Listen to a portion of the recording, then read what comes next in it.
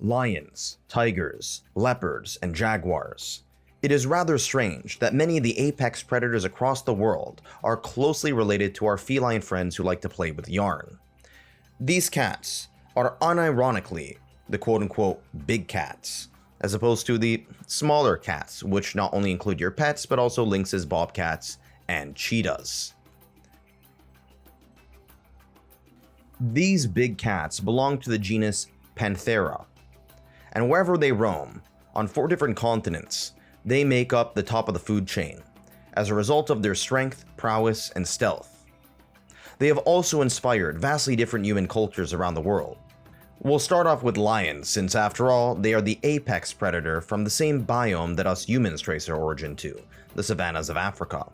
For a variety of contestable reasons, Africa's megafauna are the most iconic in the world, and the lion is one of the most iconic of the most iconic. While associated with sub-Saharan Africa today, their range was once far wider. Their range oftentimes covered much of North Africa, the Middle East, the Indian subcontinent, and even southern Europe. This is why you'll oftentimes hear ancient tales, such as those of Hercules killing the Nemean lion in one of his 12 labors, or the book of Daniel in the Bible, in which Daniel gets thrown into a den of lions to be killed, but God shuts the lions' mouths, leaving him unharmed.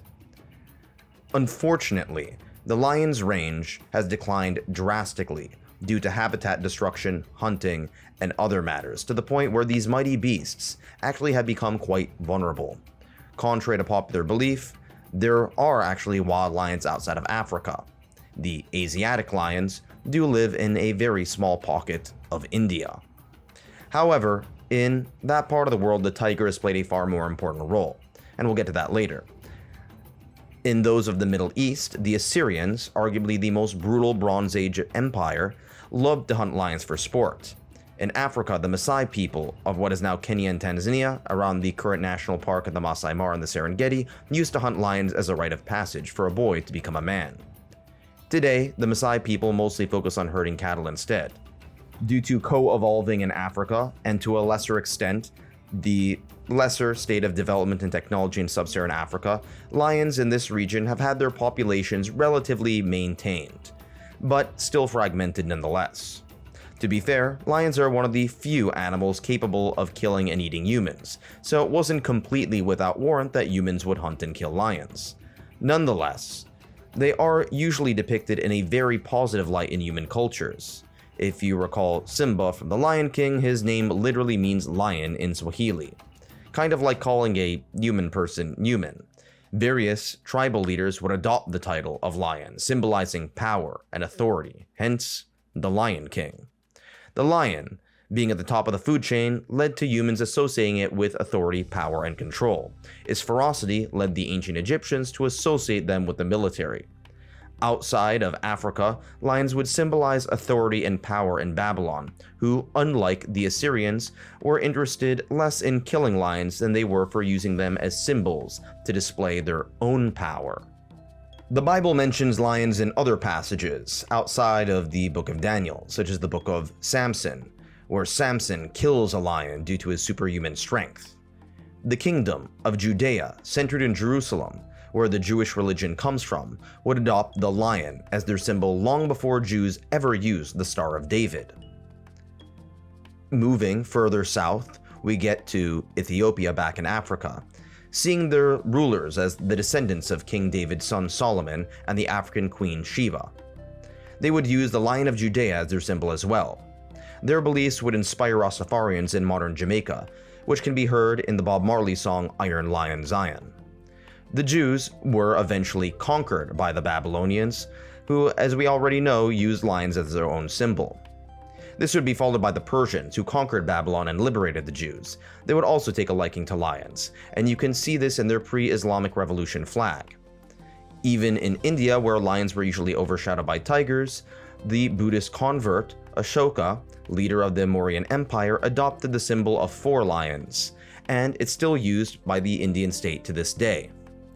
In ancient Greece, Aesop told the tale of the mouse and the lion, in which a lion catches a mouse and the mouse promises a lion that if he does spare his life, he will help the lion one day. The lion lets the mouse free, and later on gets caught in a trap. The mouse then rescues the lion by gnawing the net, thus freeing the lion. The moral of the story is basically interpreted about how the weak can oftentimes be of use to the strong, and vice versa, in sharp contrast to the usual symbology of the lion, which projects raw power. Greeks also added lions to the game. Their zodiac, through the use of Leo, would be used by Romans as well, and the Romans would add lions to the Colosseum. Eventually, the British Empire would also adopt the lion as a symbol, even though Britain is way too cold and wet for this savanna animal. Lions became symbols of British imperialism and dominion over fifths of the world, and became a mainstay of pop culture, such as that of Aslan the Lion in the Chronicles of Narnia, seen as an allegory of Jesus by the Irish writer C.S. Lewis. It would also be found in The Wizard of Oz with the Cowardly Lion, turning an icon of bravery on its head. Overall, the lion is still probably the most positively symbolized animal in history, only to be outmatched by eagles, and there's a hybrid of the two called the griffin. There's even a word for admiring someone called lionizing, or lionization.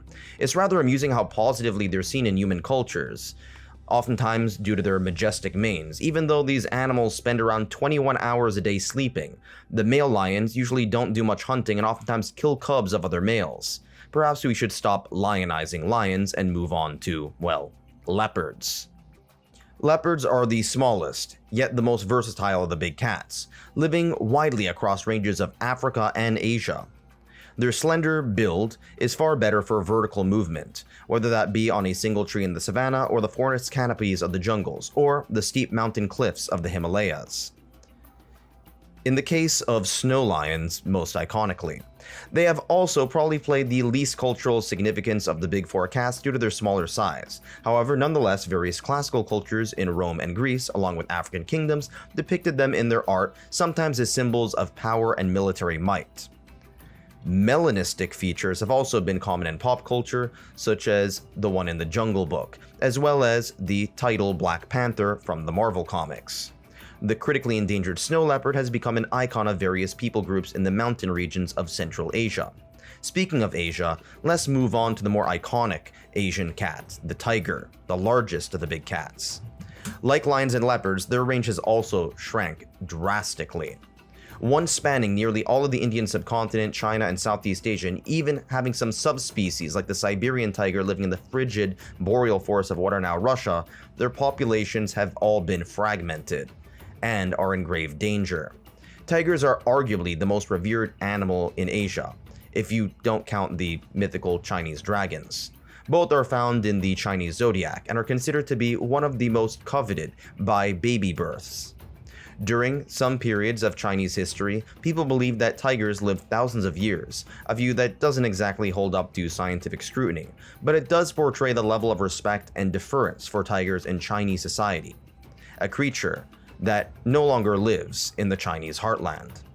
Despite this reverence, they've continued to be used for unscientific traditional Chinese medicine. A tiger penis is said to be used for traditional Viagra to cure erectile dysfunction.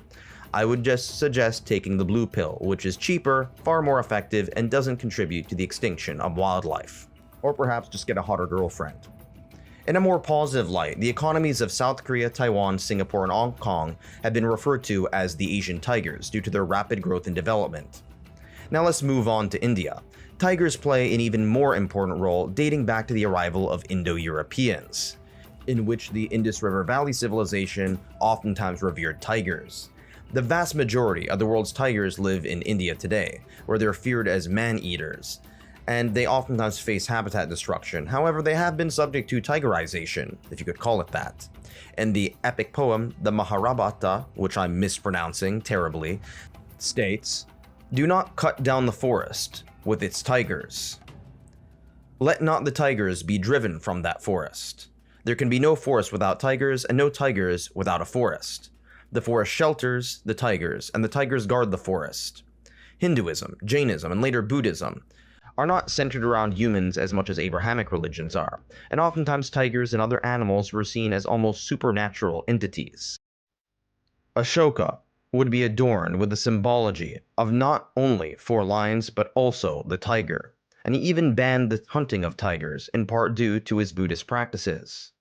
When the Muslim Mughals and later the British arrived, they were far more willing to hunt tigers, as Christianity and Islam tend to be, let's just say, less benevolent towards nature.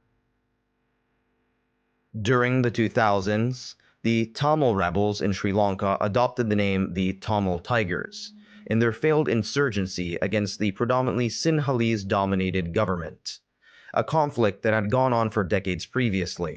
Let's move on to jaguars.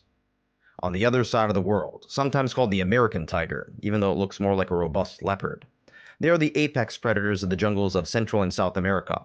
Like the others previously mentioned, the jaguar range has shrunk drastically. It once spread from what is now San Antonio, Texas, all the way to the southern portions of Patagonia and Argentina.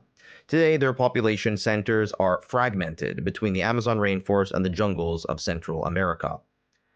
Jaguars have played a similar role for the complex pre-Columbian cultures that lions and tigers played in the Old World. The Mayans saw the jaguar as gateway passengers between the physical and spiritual worlds. The more martial Aztec Empire saw the jaguar as the epitome of military power, making their elite fighting force the jaguar warriors, alongside with the eagle warriors. To this day, jaguars are used as the national symbol and coat of arms in various Latin American countries, and even more so for sports teams, as well as the British car company Jaguar. Its brand is quite possibly very famous, mostly known for its hood ornament. Looking back at all of this, it's pretty amazing how across the world people have had a deep reverence for these mighty beasts. However, despite our reverence for them, we continue to conquer their habitats for our own purposes, exposing these mighty beasts to the fact that they are perhaps not so mighty as we once thought they were. Thankfully, there have been some conservation efforts throughout the advent of national parks throughout the world, as well as breeding programs and better education. Hopefully with this, these creatures can continue, not only to roam around what's left of their domains, but also to inspire generations of humans in the future. Thanks for watching.